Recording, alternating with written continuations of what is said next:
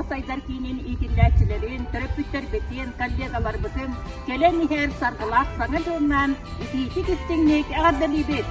Dağarabı tehiye haberı gıtıgar, çolu sorgunu, kulağı tiger sitihini, yürüyünü kötüyünü, kıtağına zor obiyanı, kırdık çıptalları,